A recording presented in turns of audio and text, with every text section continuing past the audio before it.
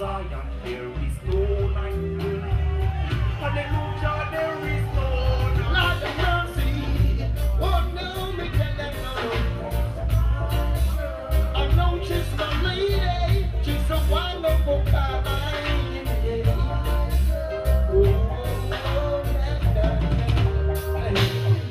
Looking all around, girl, I know that you the one, but your love is what we got to show. I've been going around the whole world looking for a girl.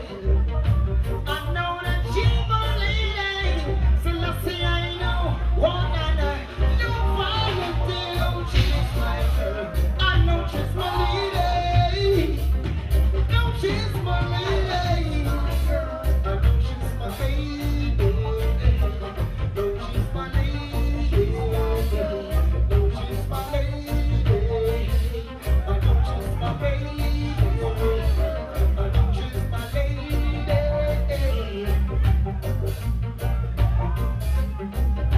Selassie, let me see you go so. Go so. Go so. Go so. Are you ready, Billy? Say yo. Well. Well. Say yo. Well. Yeah. Well. Take it out, no.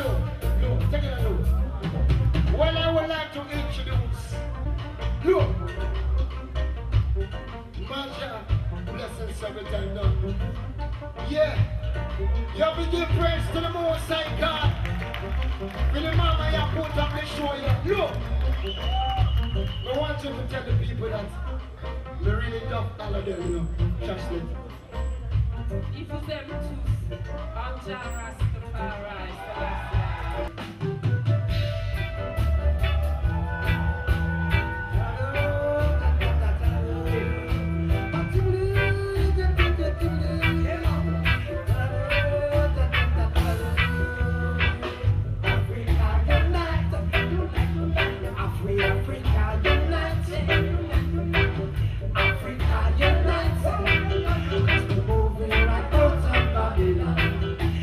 Moving to our Father's land. Yes,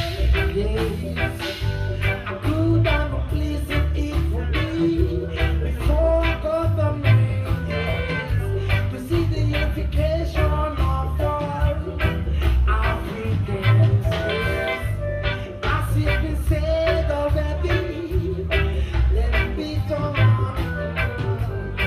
I tell ya who we are.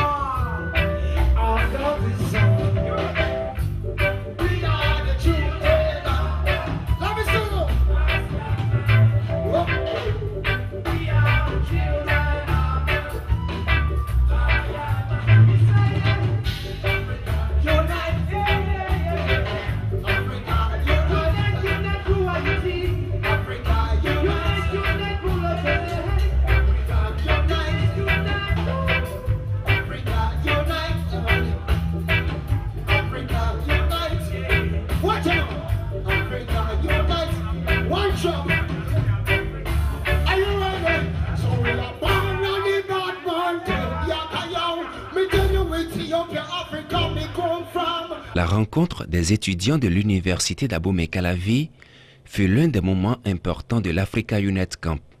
Cette rencontre a permis de faire valoir la place importante de la jeunesse africaine qui constitue près de 75% de la population du continent dans le processus de développement écologique durable que l'Afrique se doit d'adopter. Il était temps et grand temps de faire en sorte que faire en sorte que la jeunesse africaine soit réellement celle que nous devons mettre en avant, que cette jeunesse africaine soit informée, sensibilisée et formée à tous les enjeux écologiques actuels et préparée à prendre en charge tous les domaines liés à ces enjeux écologiques. Suite à la conférence, les échanges ont été fructueux comme en témoignent ces images. Est-ce que les techniques de l'agroécologie donnent un rendement aussi important par rapport à l'utilisation des engrais chimiques et autres pour pouvoir satisfaire la croissance, pour pouvoir satisfaire l'alimentation de la population? Et aussi, est-ce que les gens reconnaissent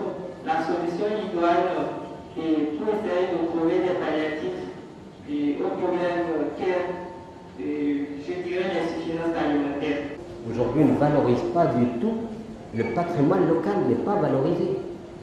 Vous voyez, du lait en conserve, je ne sais pas d'où il vient, de toutes sortes de produits, on est en révolte contre les Américains, mais ça ne nous empêche pas de boire du coca, pour bien stimuler les multinationales, les aider à continuer à nous soumettre. Nous sommes incohérents. Et si nous n'arrivons pas à être cohérents, c'est-à-dire produire, consommer localement, valoriser les biens du pays, faire valoir les savoirs et les savoir-faire, évidemment, on ne pourra pas nourrir l'humanité. Le samedi a été un jour d'échange culturel et festif entre toutes les personnes présentes sur le site du sévage de la famille Dia. Je me dis que le paysan aussi a ses connaissances. Au niveau de la formation, le paysan dit ce qu'il pense, puisque nous disons rencontre-échange. Nous aussi, nous disons ce que nous pensons, et puis ensemble, on fait une synthèse pour organiser le travail. C'est pour dire que nous avons nos activités basées sur l'appui aux paysans dans les méthodes agroécologiques pour qu'ils avancent. Mais nous avançons. Si vous nous dites que ce n'est pas rentable, est-ce que ce n'est pas la prolifération d'une structure qui n'est pas rentable, qui est en passe de se passer? Je souhaiterais que vous nous expliquiez vraiment l'agroécologie avec le B.A.B.A. possible. Le B.A.B.A. de l'agroécologie, c'est quoi? C'est-à-dire que, bon, on va ici, on prend un terrain comme ça. En termes techniques, je parle, c'est ça que vous voulez, en termes techniques. En termes techniques, on prend ce terrain et on se dit, bon, on va l'améliorer. Et qu'est-ce que je ferais si j'étais installé sur ce terrain?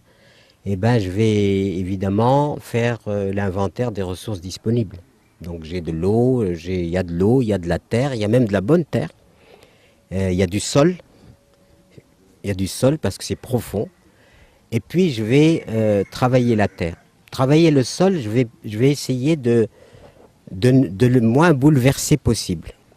Ensuite, il faut fertiliser le sol, il faut lui donner à manger, parce qu'il ne peut pas donner, quand il est tout neuf, il peut donner à manger quelques années, mais il va épuiser les ressources qu'il a accumulées pendant quelques années, et il faut ensuite le nourrir pour qu'il puisse continuer à nourrir. Il ne peut pas nourrir indéfiniment sans rien recevoir.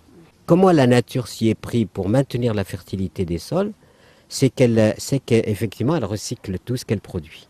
Donc qu'est-ce que je vais faire? Je vais rassembler les détritus, les déchets d'origine végétale, le fumier d'origine animale et tout ça. Et je vais prendre donc toutes ces matières organiques.